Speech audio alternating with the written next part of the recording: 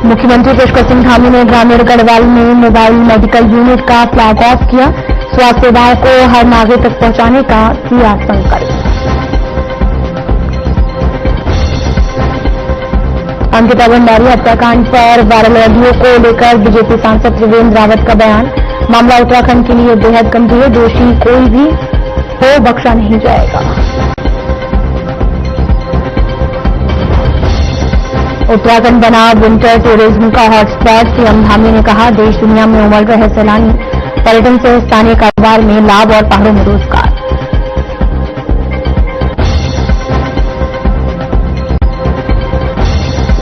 दुनिया भर में हिंदुओं पर अत्याचार के खिलाफ ऋषिकेश में उठा स्वर। राष्ट्रीय हिंदू शक्ति संगठन ने मोदी सरकार से अंतर्राष्ट्रीय स्तर पर ठोस कार्रवाई की मांग।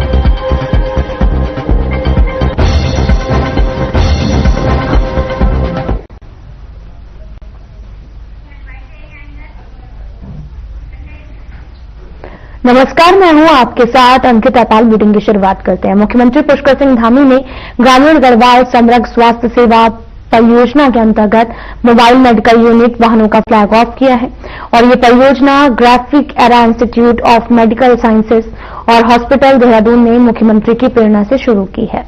जहां इस दौरान मुख्यमंत्री ने कहा कि राज्य सरकार का संकल्प है कि लोग भौगोलिक और आर्थिक कारणों से स्वास्थ्य सेवाओं से वंचित न रहें।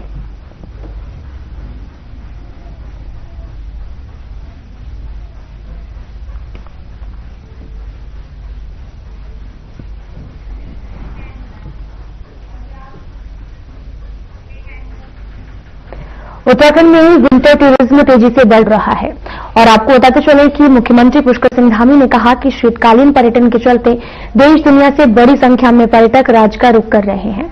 प्रधानमंत्री नरेंद्र मोदी ने भी विंटर टूरिज्म के लिए उत्तराखंड को एक बेहतर सुरक्षित विकल्प बताया है। मुख्यमंत्री ने कहा कि विंटर पर्यटन से स्थानीय व्यापारियों, होटल्स और ढाबों संचालकों, टैक्सी चालकों, पर्यटन से जुड़े अन्य व्यवसायों को सीधा लाभ मिल रहा है। इससे पहाड़ी क्षेत्रों की अर्थव्यवस्था मजबूत हो रही है, स्थानीय लोगों को रोजगार के अवसर मिल रहे हैं।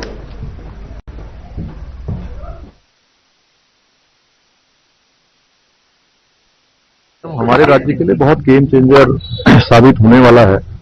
पिछले साल से ये नवाचार हमने राज्य के अंदर प्रारंभ किया और उसके पीछे हमारा मुख्य ध्येय था कि राज्य के अंदर 6 महीने जब यात्रा चलती है उस समय में जो हमारे व्यापारी हैं, होटल वाले हैं, ढाबे वाले हैं, टैक्सी वाले हैं या जितने भी लोग पर्यटन के कारण से जिनका रोजगार व्यापार चलता है वो 6 माह बिल्कुल बंद हो जाता था।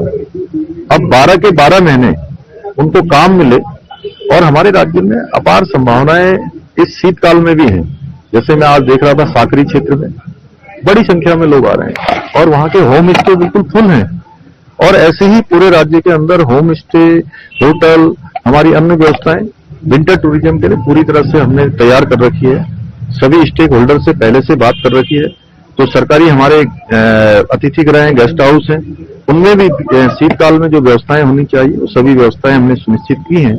इसलिए हम सबका आह्वान भी करते हैं। हम आदरणीय प्रधानमंत्री जी ने भी स्वयं देशवासियों से आह्वान किया है कि विंटर टूरिज्म में उत्तराखंड में आए तो निश्चित रूप से यहाँ का एक अलग अनुभव उनको होगा। सीएम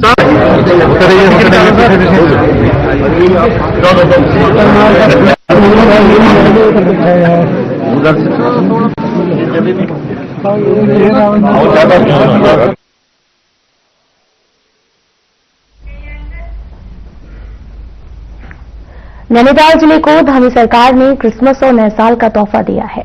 मुख्यमंत्री पुष्कर सिंह धामी ने नैनीताल में 1-to-1 आपको बताते चलने की 121 करोड़ 52,46,000 रुपए की लागत से 13 विकास कार्यों का लोकार्पण और शिलान्यास किया है और इस मौके पर 42 करोड़ 77,31,000 रुपए की लागत से बनने वाली बहुप्रतीक्षित का भूमि पूजन भी किया है और साथ ही आपको बताते चलने की 90 करोड़ 86,46,000 रुपए की लागत से 11 योजनाओं का शिलान्यास किया गया।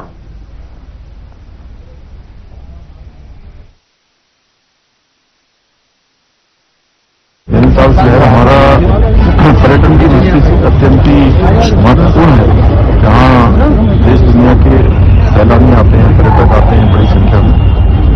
उनको यहाँ पर पार्किंग के लिए अन्य जो जो स्थापना कर रहे हैं उसके लिए उसके न होने के कारण से अनेक जो परेशानियों का सामना करना पड़ता है। पार्किंग हो जाने से काफी सुविधा होगी और उसके अतिरिक्त 121 करोड़ रुपए की अन्य भी बहुत सारी योजनाएं हैं विकास की, जो पूरे नैनीताल जनपद के अनेक विकास के काम से आगे बढ़ेंगे, जो यहाँ की जनता के लिए और अन्य लोगों के लिए भी बहुत साधन का काम करेंगे, उनके लिए सहायता होगी, अच्छा विकास का काम होगा। पत्रकार बंधुओं का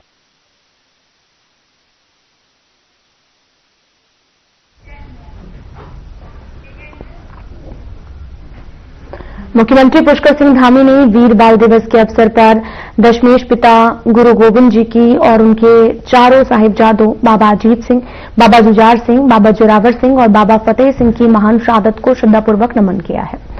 और साथ ही आपको बताते चलें कि पूरे विश्व इतिहास में साहस, धर्मनिष्ठा और त्याग का एक अनुपम एवं अनोखा अध्याय है। वीर बाल दिवस की पूर्व संध्या पर जारी अपने संदेश में मुख्यमंत्री ने कहा कि प्रधानमंत्री नरेंद्र मोदी जी द्वारा साहिबजादों की शहादत को सम्मान देते हुए वीर बाल दिवस मनाने की घोषणा उनका बलिदान को सच्ची श्रद्धांजलि है।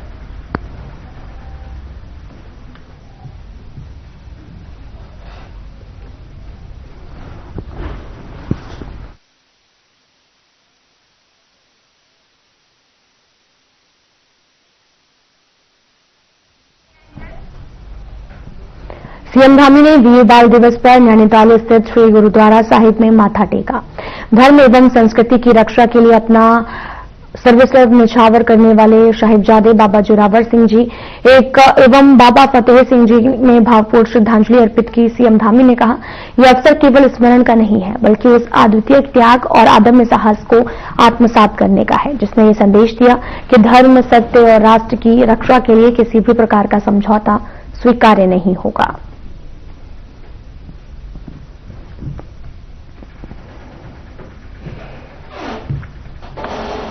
आपको बताते चलें कि साहिबजादों का बलिदान वीर बाल दिवस पर सीएम धामी ने नमन किया है और साथ ही उन्होंने माथा टेका। तस्वीरें आपको दिखा रहे हैं जहां पर सीएम धामी ने गुरुद्वारा साहिब में माथा टेकने के लिए पहुंचे। मुख्यमंत्री पुष्कर सिंह धामी ने नैनीताल में आयोजित विंटर कार्निवाल में हिस्सा लिया है। शीतकालीन पर्यटन को जन आंदोलन बनाने का आह्वान किया है। उन्होंने कहा कि यह पर्यटन उत्तराखंड को समृद्ध और आत्मनिर्भर बनाने में मदद करेगा। मुख्यमंत्री ने कार्निवाल को विकास भी विरासत भी का उत्सव बताया और क्षेत्रीय पर्यटन विकास को गति देने की उम्मीद जताई।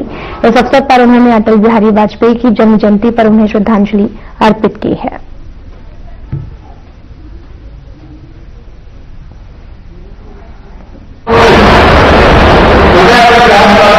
इसमें भाग लिया है।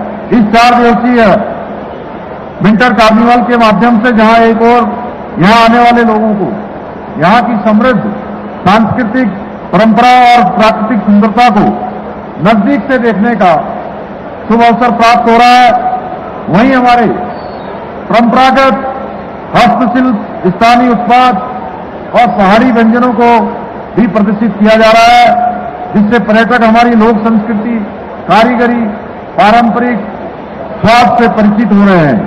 मुझे जानकर अत्यंत प्रसन्नता हो रही है कि इस महोत्सव के दौरान जहां एक और प्रतिदिन आयोजित होने वाले सांस्कृतिक कार्यक्रमों में भी देश और राज्य के कई हमारे प्रसिद्ध कलाकार अपनी प्रस्तुति उनके द्वारा दी जा रही है। वहीं बोट रेस, नुक्कड़ नाटक, सांस्कृतिक झांकियों, लाइट एंड साउंड शो तथा मनमोहक बैंड प्रस्तुतियों के माध्यम से दर्शकों का भरपूर मनोरंजन भी किया जा रहा है। मुझे ये जानकर प्रसन्नता हुई कि कार्निवल में पर्यटकों के लिए प्रकृति भ्रमण, ट्रैकिंग, एस्ट्रो टूरिज्म तथा आर्टिफिशियल रॉक क्लाइंबिंग जैसी गतिविधियों का आयोजन भी किया गया है। इसके साथ ही इस कार्निवल के माध्यम से घोड़ा, चाचरी, छोलिया नृत्य, ढोल दमाऊ, हुड़का, रणसिंगार, मसकबीन जैसे पारंपरिक लोक नृत्य और संगीत की मनमोहक प्रस्तुतियां भी यहाँ दी जा रही हैं। बंधुओं का स्वागत और अभिनंदन करते हैं। बस मुख्य गेट पर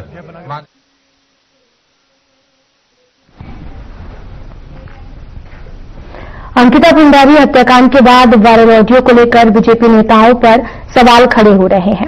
इस बीच हरिद्वार सांसद त्रिवेंद्र सिंह रावत ने मामले को उत्तराखंड के लिए बेहद गंभीर बताया। उन्होंने कहा कि मामला न्यायालय में विचाराधीन है, इसलिए अधिक टिप्पणी उचित नहीं है, लेकिन यदि आरोप सही पाए जाते हैं तो किसी भी दोषी को बख्शा नहीं जाना चाहिए और सभी को सख्त सजा मिलनी चाहिए।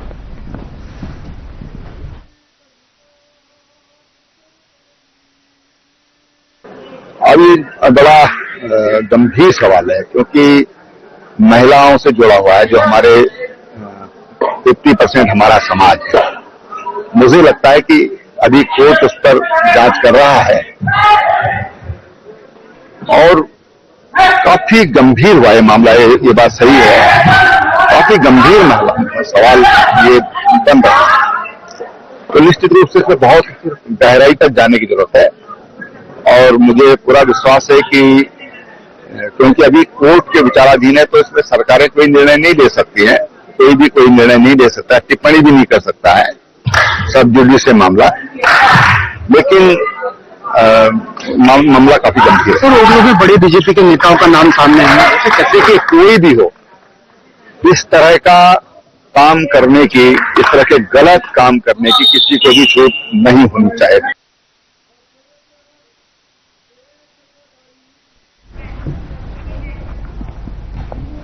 लालकुआं में कांग्रेस ने अंकिता भंडारी हत्याकांड को लेकर एक बार फिर से विरोध प्रदर्शन किया।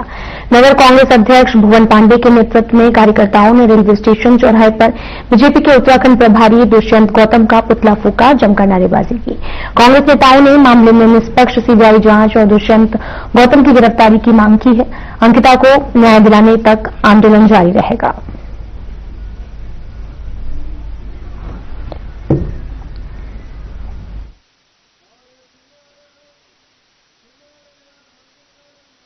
आज सबसे पहले तो मैं ये कहूंगा कि ये सरकार महिलाओं का मान सम्मान कर रहे हैं, हम महिलाओं को आगे बढ़ा रहे हैं, ये कह रहे हैं, लेकिन इनके बराबर इनके शासनकाल में जितने महिलाओं का उत्पीड़न हुआ है वो आज तक किसी सरकार में नहीं हुआ है। और दूसरी बात यह है कि अगर कोई महिला आगे जाती है, अगर उत्पीड़न ये करते हैं और वो महिला आगे जाती है, उसको दबा दिया जाता है और ये सरकार सुनती नहीं है उनकी।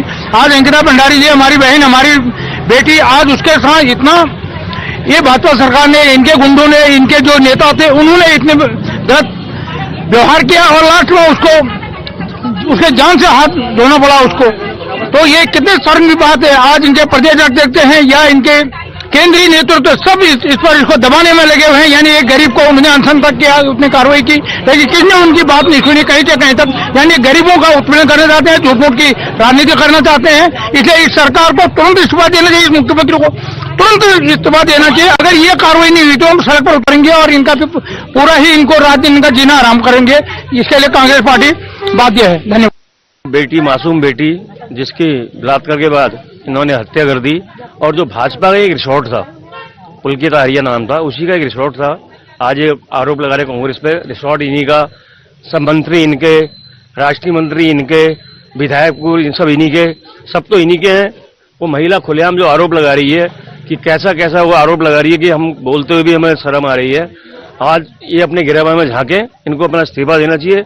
और हम तो मांग करते हैं पुलिस प्रशासन से कि इनको तुरंत गिरफ्तार किया जाए, जिससे कि मासूम बेटी को न्याय मिल सके। महेंद्र भट्ट जी के ऊपर उसने खुद दिखा रही वीडियो महिला ने डाल रखी है कि मेरी 21 बार बात हुई है, तुम्हारा आपका नंबर फला फला नंबर है, तो आप इसको आप नकार सकते हैं। आप ये बताइए, आप भट्ट जी को भी शर्म आनी चाहिए ये बोलते हुए, जब वो महिला खुद बता रही है मेरी 21 मिनट की रिकॉर्डिंग दिखा रही है कि मेरी 21 मिनट की रिकॉर्डिंग है और उनका नंबर ये उनका फला फला नंबर है, 94 कुछ नंबर बता रही है वो। तो इसमें भट्ट जी को अपने गिरफ्तार में खुद झांकना चाहिए कि उनका क्या है। अभी वो खुद उससे बात कर रहे हैं जिससे जो आरोप लगा रही है, इसका मतलब वो भी इसमें लिप्त है कहीं ना कहीं, उनको भी खुद इस्तीफा देना चाहिए।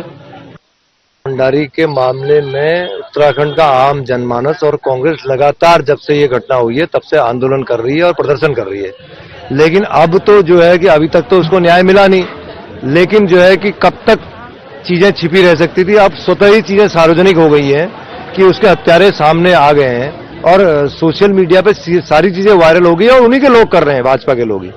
तो उसके बाद तो सरकार ने संज्ञान लेके मुकदमा दर्ज करना चाहिए और जेल भेजना चाहिए। इसके बाद भी नहीं कर रही है तो मैं तो कह रहा हूं कि जहां भी अंकिता की आत्मा होगी वो वहां से रो रही होगी और उसके परिजन आज इससे ज्यादा दुखी आज क्या होंगे कि उनका हत्यारा पता लगने के बाद भी जो है सरकार कार्रवाई नहीं कर रही है। देखिए, कांग्रेस ने कभी ऐसी राजनीति करी नहीं। आप इतिहास उठा के देख लीजिए, कभी इतिहास उठा के देखिए। कांग्रेस ने हमेशा सिद्धांतों की राजनीति करी। कांग्रेस के लोग कहीं पर भी नैतिकता के आधार पर इस्तीफा दे देते थे, लेकिन यहां कोई नैतिकता नहीं है। इनके लिए नैतिकता किनारे रहती है, बस इनके लिए सत्ता का उपभोग करना ही सबसे बड़ी नैतिकता है। बिल्कुल चलेगा। अब तो क्लियर हो गया है कि हत्यारा कौन है, किन लोगों ने साजिश रची, क्या क्या हुआ, वो चीजें क्लियर हो चुकी है। तो इसलिए अब तो सड़कों पर आंदोलन होगा, सब जगह आंदोलन होगा।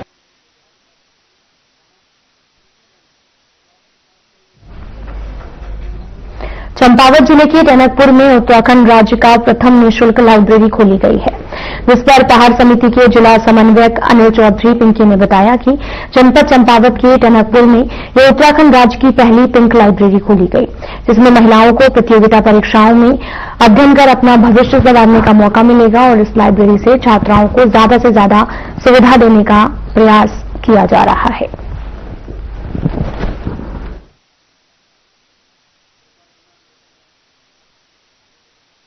एक्चुअली जीए पहाड़ समिति हमारी एक संस्था है जिसमें सर कई हमारे सोशल वर्कर हैं, जिसमें राजभट जी हैं, हमारे हैं नरेंद्र अडवाल जी हैं, कई ऐसे लोग हैं, धीरज मोनी जी हैं, दरबान मेहरा, कई लोग हमारी संस्था है जो निरंतर हम लोग ये चाह रहे हैं कि मतलब बच्चों को ज्यादा से ज्यादा सुविधा मिले। और इसी क्रम में हमारी समिति का उद्देश्य था कि एक लड़कियों के लिए अलग पिंक पुस्तकालय खोला जाए, जिसमें लड़कियां पढ़े करके। तो इसी माध्यम से हम लोग लगे थे करेंगे। आज इसी उस क्रम में आज हम लोगों ने यहाँ पिंक उत्तराखंड राज्य का पहला पिंक पुस्तकालय खोला है। इसमें 70 लड़कियों के बैठने की हमने व्यवस्था करेंगे, जिसमें हम फ्री वाईफाई, कैमरा और भी जितनी सुविधाएं होंगी सारी सुविधाएं हम उनको मुहैया कराएंगे। कोचिंग, हाँ, राजभर सर ने ऐलान किया है कि आज कोचिंग इंस्टीट्यूट भी हम चलाएंगे, इसमें पीसीएस की भी चलाएंगे और भी कोचिंग है जो लड़कियां पढ़ना चाहेगी उसकी हर तरफ से उनकी हम हेल्प करेंगे।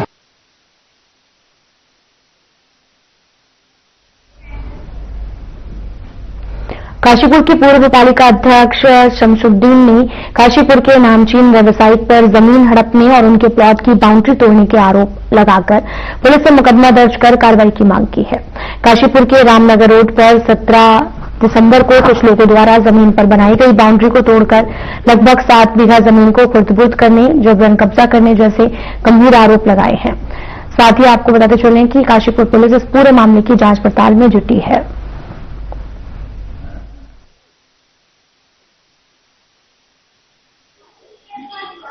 अपनी तरफ से कहना चाहेगा कि हमारे 17 नंबर 181 में वहां पर जमीन है, जिसमें 17 तारीख को शक्ति प्रकाश अग्रवाल जी द्वारा रातों रात कब्जा किया गया। उसमें हमारे सुनील छावड़ा जी हैं, रसोई मेरे बरार में है। इनकी जमीन पर उन्होंने पूरी बुनियादें, उनकी पूरी बाउंड्री तोड़ करके और रातों रात उसमें कब्जा किया। और उनके सुनील छावड़ा जी के बरार में मेरी दीवार थी, पूरी दीवार उन्होंने तोड़ दी और पूरी दबंग हम लोग वहां पर जब तक पहुंचे तब तक वहां पर सब टूट चुका था, साफ हो चुका था। तो मैं इस मामले में मैंने आज ये बात रखी है। एक तो 2 बातें आपसे कहूंगा। जो रजिस्ट्री 181 नंबर की है, सबसे पहली रजिस्ट्री सुनील छावड़ा जी के नाम में हुई है और वो रजिस्ट्री वैध रजिस्ट्री है। उसके बाद में इनकी जमीन के बाद मेरी रजिस्ट्री है। मेरी रजिस्ट्री के सामने, मेरी जमीन के सामने जंगल की जमीन आती थी, तो मैंने उसकी जांच करवाई जंगलात से, तो पता लगा कि मेरे सामने करीब 56 फीट आगे और जंगल की जमीन है।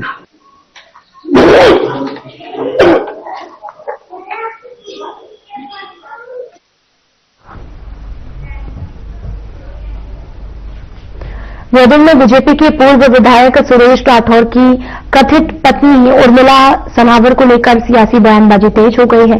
उर्मिला सनावर लगातार सोशल मीडिया पर वीडियो जारी कर बीजेपी नेताओं पर आरोप लगा रही हैं।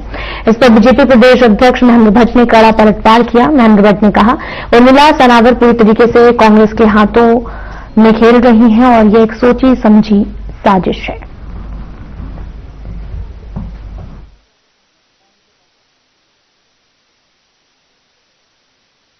देखिए, मैं जिस बात को कहता हूं प्रमाणिक के आधार पर कहता हूं, वो बहन पूरी तरह कांग्रेस के हाथ में खेल रही है। उसके पति का एक वीडियो अभी, जो उसका मूल पति है, उसका एक वीडियो अभी मैंने को सुनने में आया है। वो कह रहे हैं कि वो पैसों के लिए कुछ भी कर सकती है। कांग्रेस इस नीचता पर आ जाएगी, इसकी हमें कल्पना नहीं थी। और मेरा आरोप और पुष्ट होता है कि कांग्रेस ने उत्तराखंड के अंदर जहां अनुसूचित समाज को अपमानित करने का काम किया है, अगर मेरे बारे में उससे कुछ बुलाया जा रहा है तो मान के चलिए उत्तराखंड का ब्राह्मण समाज भी उसको माफ करने वाला नहीं है।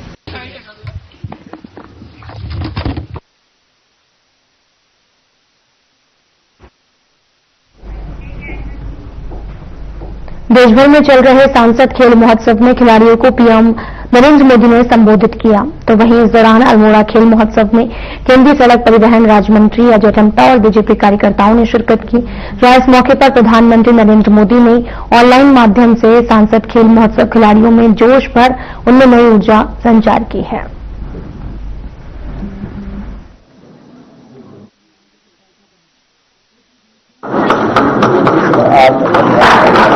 आज हम सबको भी बड़ा गर्व है कि राष्ट्रीय खिलाड़ी के रूप में बहुत सारे हमारे जो खेल रहे खिलाड़ी थे उनसे भी बहुत अच्छा परिचय भी हुआ। उन्होंने भी बहुत अच्छा प्रदर्शन यहाँ चाहे खो खो में है, कबड्डी में है, बैडमिंटन में है, फुटबॉल में है, बॉक्सिंग में है और एथलीट में है। ऐसे बहुत सारे खिलाड़ियों से स्वयं मेरा भी परिचय हुआ और लगातार मैं भी कल 3 दिन हमारे हुए, आज हमारा चौथा दिन है। मैं लगातार सभी खिलाड़ियों के बीच में जाने से मुझे भी एक नई शक्ति और नई ऊर्जा का संचार हुआ है।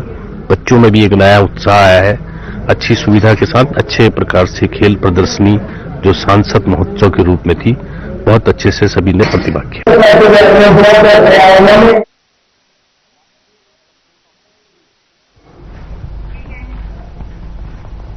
देहरादून के सर्वे चौक स्थित आईआरटीडी ऑडिटोरियम में बाल आयोग द्वारा वीर बाल दिवस के उपलक्ष्य में एक विशेष सांस्कृतिक कार्यक्रम का आयोजन किया गया। इस अवसर पर बच्चों को देश के वीर सपूतों के बलिदान, उनके आदर्शों से परिचित कराने के उद्देश्य से संगीत प्रोग्राम प्रस्तुत किया गया। कार्यक्रम में सिख इतिहास के उन वीर बालकों की गाथा को संगीत के माध्यम से दर्शाया गया जिन्होंने कम उम्र में अदम्य साहस का परिचय देते हुए सर्वोच्च बलिदान दिया। साथ ही वीर बाल दिवस बच्चों में सही मूल्यों, साहस, आदर्शों की स्थापना का माध्यम है। आपके बाल दिवस 26 दिसंबर को, ये हमारे प्रधानमंत्री जी की जो दूरदर्शी सोच है, जहां उन्होंने बच्चों में सही मूल्यों की स्थापना और एक सही आदर्श बच्चे फॉलो किसको करें, जो दिखेगा, जिसका चर्चा होगा, बच्चे वैसा ही बनना चाहिए। जब हम ऐसे वीरों की बात करेंगे जिन्होंने सर्वोच्च बलिदान दे दिया 6 वर्ष की आयु में, जो अपने बड़े भाइयों के साथ जिन्होंने अपने प्राण दे दिए और डरे नहीं, ऐसे आदर्शों को स्थापित करने में एक मील का पत्थर साबित होगा ये वीर बाल दिवस। और बच्चों को एक म्यूजिकल कॉन्सर्ट के द्वारा उनकी कहानी और कहां से ये बलिदान की गाथा शुरू हुई, कैसे आक्रांताओं के लिए, जिनका हम 350वां वर्ष जन्मोत्सव भी मना रहे हैं, हमने उन गुरुओं को याद किया, उनका ये म्यूजिकल कॉन्सर्ट दिया। और इसके लिए मैं धन्यवाद देती हूँ हमारे हेमकुंड साहिब ट्रस्ट का, जिन्होंने गुरुमत संगीत विद्यालय में इस तरह के म्यूजिकल कॉन्सर्ट्स तैयार किए हैं, जिसे देखने का अवसर मुझे राजभवन में मिला और मुझे लगा कि बच्चों तक ये जरूर पहुंचाना चाहिए ताकि वो सही और सुंदर आदर्श उनके भी मन में स्थापित हो सकें और वो उनको फॉलो करें और हमारे राष्ट्र को एक उन्नत राष्ट्र, एक विकसित भारत 2047 के सपने को पूरा करने में अपना योगदान सुनिश्चित कर सकें। करना चाहते थे फ्रेंड्स को, आपके फ्रेंड्स हमारे आयोग की।